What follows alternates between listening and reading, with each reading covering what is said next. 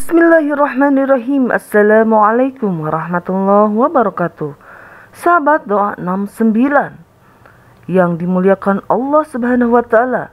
Semoga kita selalu dalam keadaan sehat walafiat. Amin ya rabbal alamin. Asiyah binti Muzahim adalah seorang wanita mulia yang namanya pernah diceritakan Rasulullah Shallallahu Alaihi Wasallam. Buat teman-teman yang belum tahu bahwa Asiyah adalah ibu angkat Nabi Musa sekaligus istri dari Fir'aun. Asiyah yang menyelamatkan Musa kecil ketika dihanyutkan ibu kandungnya di sungai. Rasulullah SAW pernah bersabda, pemuka wanita ahli surga ada 4. Ia adalah Maryam binti Imran, Fatimah binti Rasulullah, Khadijah dan Asiyah istri Fir'aun. Hadis riwayat Hakim dan Muslim. Kisah ini bermula ketika Fir'aun ditinggal mati oleh istrinya. Jadi saat itu dia merasa kesepian dan ingin mencari istri yang baru. Kemudian pada suatu hari Fir'aun memerintahkan kepada salah seorang menterinya yang bernama Haman untuk datang dan melamar seorang perempuan yang bernama Asiyah. Tapi saat itu lamaran dari Fir'aun ditolak oleh Asiyah karena Asiyah tahu bahwa Fir'aun atau Raja Mesir ini adalah orang yang buruk sifatnya. Dia mengaku sebagai Tuhan dan seluruh rakyatnya saat itu diwajibkan untuk menyembahnya. Mengetahui lamarannya ditolak, Fir'aun pun menjadi marah. Akhirnya Fir'aun mengutus bala tentaranya untuk menangkap orang tua Asiyah. Mereka pun dipenjara dan disiksa. Di sana Fir'aun ada raja zalim. Dia berpikir dia adalah penguasa dunia dan dia berhak untuk melakukan apa saja yang dia mau. Akan tetapi, dengan sifat yang sombong itu, dia tidak mampu mendapatkan hati dari Asiyah. Kemudian Fir'aun pun memaksa Asiyah untuk menikah dengannya. Padahal Asiyah sudah menolaknya dengan tegas. Bahkan Asiyah berkata, "Aku tak sudi dinikahi Fir'aun. Dia adalah raja yang ingkar kepada Allah Subhanahu wa taala." Tetapi entah bagaimana ceritanya, entah itu Fir'aun mengancam untuk membunuh orang tua dari Asiyah atau karena hal yang lain, yang pada akhirnya Asiyah pun terpaksa harus menikah dengan Fir'aun. Asiyah binti Muzahim adalah salah satu contoh yang bisa diteladani oleh orang-orang yang beriman, khususnya kaum wanita. Hubungan antara Asiyah dan Fir'aun yang kafir tidak menjadi mudarat bagi Asiyah sedikitpun, karena Asiyah memanglah memisahkan diri dengan suaminya dalam kekafiran. Lantas, bagaimana saat Fir'aun menggauli istrinya? Apakah Asiyah menolak permintaan suaminya yang zalim itu? Dalam sebuah kisah disebutkan ketika malam saat Fir'aun ingin menggauli istrinya, saat itu datanglah sosok iblis perempuan yang menjelma sebagai wujud Asiyah. Sebenarnya setiap kali Fir'aun menggauli istrinya, itu bukanlah sosok Asiyah, istri Fir'aun yang sesungguhnya, karena kemuliaan wanita yang menjadi istri Fir'aun ini sudah dijaga oleh Allah Subhanahu wa taala agar tidak disentuh kesuciannya oleh penguasa sekaligus raja zalim seperti Fir'aun. Dan Allah membuat perumpamaan bagi orang-orang yang beriman, istri Fir'aun, ketika dia berkata, "Ya Tuhanku, bangunkanlah untukku sebuah rumah di sisimu dalam surga, dan selamatkanlah aku dari Fir'aun dan perbuatannya, dan selamatkanlah aku dari kaum yang zalim." Al-Quran Surat At-Tahrim ayat 11. Teman-temanku seiman, Asiah merupakan seorang wanita yang secara diam-diam beriman kepada syariatnya Nabi Musa alaihissalam. Asiah ini pula menyembunyikan keimanannya di hadapan Fir'aun, karena di waktu itu Fir'aun ini mengaku Tuhan yang wajib disembah oleh semua orang. Fir'aun suaminya ini terkenal kejam dan akan melakukan apapun untuk seseorang yang tak mau menyembahnya. Pantas saja kalau Asiah ini menyembunyikan keimanannya, karena dikhawatirkan apabila suaminya tahu, maka nyawanya akan terancam, sama seperti kisah Masitoh, tukang sisir putrinya. Fir'aun Masitoh juga menyembunyikan keimanannya di hadapan Fir'aun, hingga pada akhirnya setelah ia ketahuan, Masitoh digoreng hidup-hidup bersama semua anaknya. Nah, Asiah juga sama.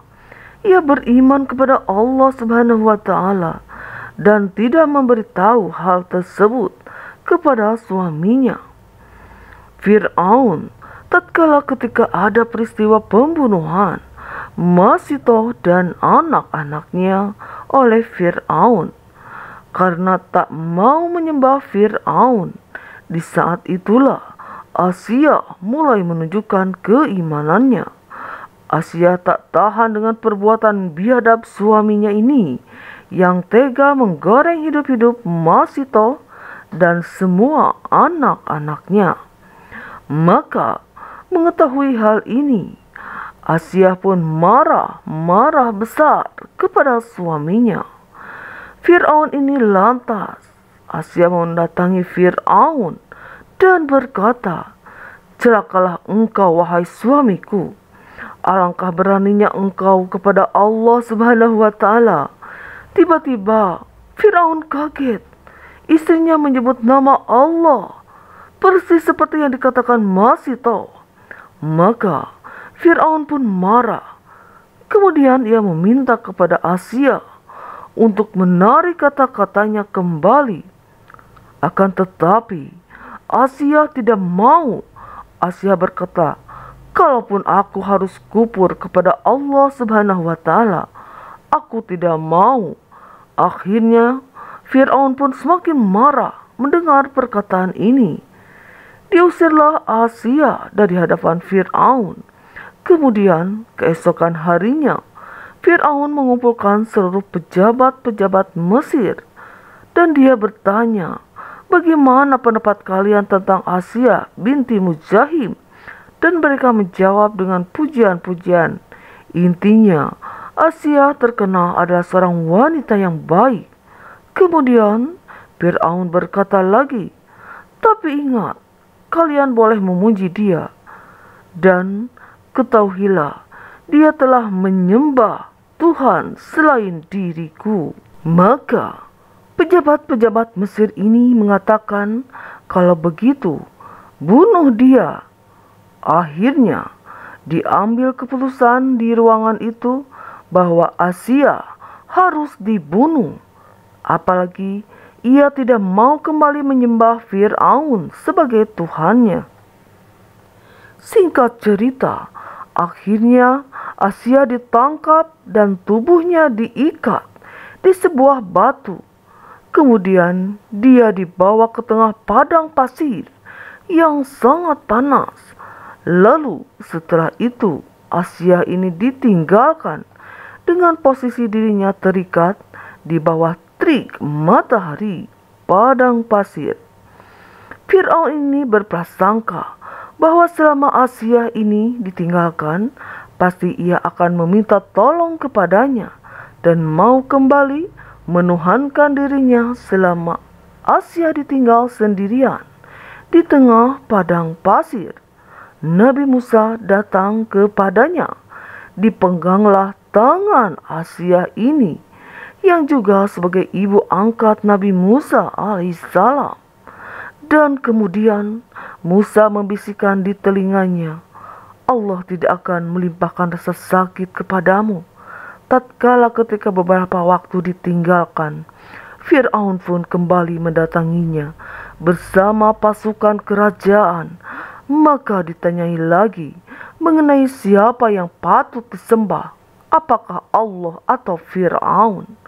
Namun, karena Allah Subhanahu wa Ta'ala sudah menanamkan keimanan di hatinya Asia ini, maka Asia menjawab, "Tidak, Tuhan, tiada Tuhan selain Allah yang patut disembah." Mendengar hal ini, tambah marahlah Fir'aun. Kemudian ia menyiksa Asia, dipukulinya Asia secara membabi buta dalam posisi terikat di bawah teriknya matahari. Dan sambil dipukuli, Asia dipaksa murtad. Tapi dia tidak mau sampai-sampai pakaian Asia binti Muzahim terlepas sebagian karena siksaan dari Fir'aun ini. Karena kabar yang dibisikkan Musa kepada Asia, selama Asia mengalami penyiksaan, ia tidak merasakan sakit, malahan Asia tersenyum dan tertawa ketika disiksa Fir'aun. Melihat Asia ini tertawa, akhirnya Fir'aun semakin gila saja menyiksa Asia sambil berkata, "Lihat, aku sudah mengazab dia, aku sudah menyiksa dia." Tapi dia malah tertawa. Dan pada suatu momen ketika siksaan Fir'aun telah melampaui batas, dan karena Asia tetap tidak mau murtad, maka diambil keputusan bahwa Fir'aun harus membunuh Asia. Teman-temanku, semakin ketika Asia binti Muzahim hendak dibunuh oleh Fir'aun, Asia karena sudah tahu ajalnya telah dekat, maka Asia mengangkat wajahnya ke langit dan berdoa kepada Allah Subhanahu wa Ta'ala untuk dibangunkan sebuah istana di surga untuknya. Sekejap saja setelah Asia selesai berdoa, Allah Subhanahu wa Ta'ala pun langsung mengabulkan doanya itu. Maka ditampakkannya istana yang diminta Asia ini. Di peristiwa ini, Asia ini benar-benar bisa melihat istananya tersebut. Maka Asia pun tersenyum sambil melihat istana itu. Dan Fir'aun berkata, "Lihatlah wanita ini, gilanya semakin jadi." Dia tertawa sementara dia sedang diajab. Maka Asia binti Muzahim pun setelah Allah Subhanahu wa Ta'ala perlihatkan istana untuknya di surga, Fir'aun pun membunuhnya, dan wafatlah Asia binti Muzahim husnul khatimah. Walau alam bisawab. Jadi itulah kisah Asia dan Fir'aun. Semoga kisah ini bermanfaat, dan mudah-mudahan kita bisa mencontoh dari kisah Asia ini, karena keimanannya kepada Allah Subhanahu wa Ta'ala mengalahkan kecintaan kepada dunia ini. Karena keimanannya kepada Allah Subhanahu wa Ta'ala akan selalu menjadi pondasi di dalam kehidupan, sehingga Allah meridhoi orang tersebut. Mudah-mudahan kita semuanya selalu dalam lindungan Allah Subhanahu wa Ta'ala, mendapat maghfirah Allah Subhanahu wa Ta'ala, dan mudah-mudahan iman kita kuat, iman kepada Allah Subhanahu wa Ta'ala. Amin, Allahumma amin. Wallahu alam bisawab. Wassalamualaikum warahmatullahi wabarakatuh.